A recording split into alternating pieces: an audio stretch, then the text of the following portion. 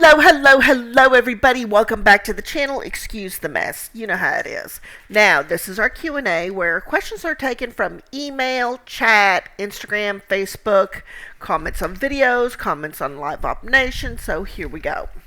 How do I know how much money to accept? So the best thing to do is a reversed budget where you take the bills that you are responsible for, whether you're one income, two income, or a three income home. Go from there and decide on how much you need to take home depending on your cost of living. I've done several reverse budgets, so you can go ahead, look in the channel, search reverse budget. For most people, minimum $15 an hour is a good entry level starting pay. Now, depending on your income coming into the household, where you live, and what the bills are, will depend if that's good or not. Now, a lot of these companies are not paying as much anymore. I did notice that when the pandemic started, it was easy to get $15, $16, $17, $18, $19, or $20 or more. Easy. Now that there's been these tech layoffs, customer service layoffs, healthcare layoffs, you have a lot more people applying to fewer jobs. So they can get away with not paying as much, and it's very frustrating, but that's pretty much where we're at. I want a non-phone job, but my data entry skills suck. You need to go for free typing test. Just Google that. Free data entry test. Any non-phone job, you're going to need good spelling, grammar, and typing skills, because that's essentially what the job is. The job literally is typing. A lot of data entries, claims are low phones, so you may be calling like a doctor or provider in a claims. Claims processing, also good.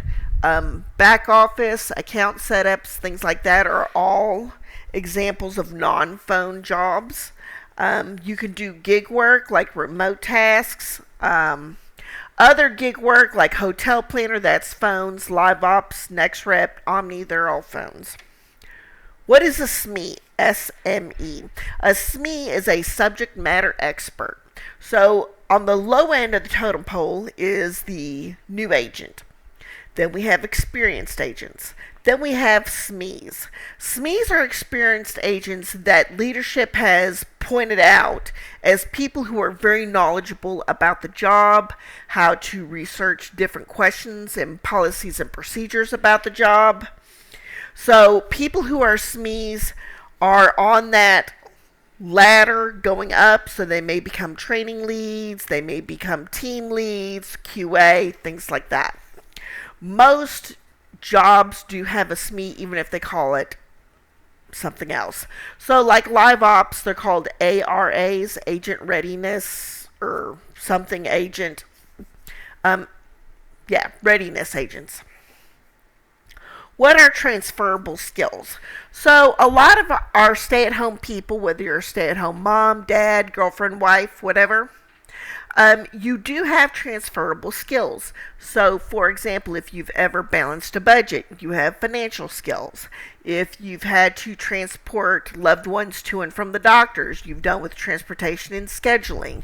A transferable skill is a skill that you had in one job that also works to the job you're trying to get. And it's important to have transferable skills detailed into your resume. Your resume shouldn't be 50 billion pages. I do want to talk about this. A resume should be a page, maybe page and a half, but it should not be exhaustive. You don't need 20 years worth of work. Whatever you did in the last 3 years or the last 3 jobs, that's it. I only put the last 3 years. And that's just 2 jobs. The other jobs I've had that have been seasonal or temporary, I don't put those on there because I was working the other job at the time. How do you choose between a W-2 set schedule or a 1099 flexible schedule? For me, the scheduling is the butter on the bread. I tried earlier this year. I was going to leave live ops. I did temporarily. I didn't become inactive, but I didn't have a client. And I worked a regular W-2 job. I just have too many doctor's appointments, unfortunately. So I'm back to doing 1099. I've got a client that starts later this month, and then with a separate company, a client that starts mid-October. So we will just kind of see where all that goes. How many people make a full-time income with live ops? So that really does depend on your schedule and how many clients you have. We have people who are part of the 2000 thread. So the 2K thread is people who make $2,000 or more per pay period. And live ops is paid on a semi-monthly basis. Hang on, y'all. Okay. So live ops pays out on the 1st and the 16th of the month. And people who are in the 2K thread make that much each pay period. So there's 2 pay periods. They're bringing home around $4,000. It is not difficult to bring down $2,000 a month. It is not difficult. Get a full-time year-round client and get a seasonal client or 2 seasonal clients. It's easily done. I have done that on the video that you all saw earlier this week, explaining how I would make $2,100, $2,500. We have calculated out people doing $3,000 a month, not in the pay period, but a month. And there are people doing $4,000 or more. But they work very, very hard, and they've been with their clients, and I don't know what kind of schedule they work, but it's pretty decent. Where can I get a starter work computer? So Amazon, the computer you're seeing here now, I bought refurbished on Amazon for $200 and some odd. It came with the desktop, the keyboard, the one monitor, the mouse. So I did that, and I have a second monitor that I've had for a while.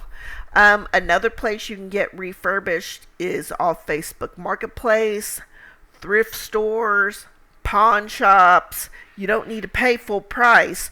Just make sure that when you're typing in the windows, you go to that little search screen, type about, and that'll bring up the specs for the computer. You should know, like if with live ops they have certain specifications your computer needs to be, and you can check that out on liveops.com. So here's our last question for today. Why do you dislike Arise so much? So where do I start? One, I don't recommend that you work for Arise because they charge you to process your payroll.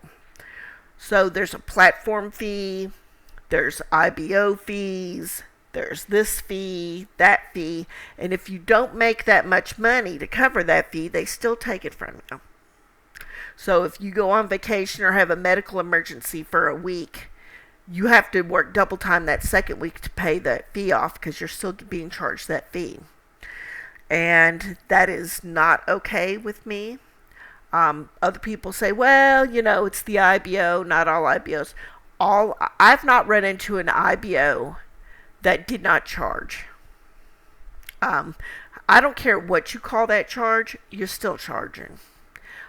People who work for themselves, now that may be a different case because they know what fees are coming out. But for people signing up under an IBO, if you sign up under an IBO and you want to go out on your own, you have to have their permission to leave. And they don't have to give it to you. Your account will just sit on hold and they'll keep charging you. So, and I've had a couple people say the IBO took their last paycheck. And there's nothing you can do about it because what are you going to do? Run them off to small claims? Oh. So I don't recommend Arise. There's plenty of other, places out there that you can get work. All right, everybody. Thank you so much for watching, and I will see you next time.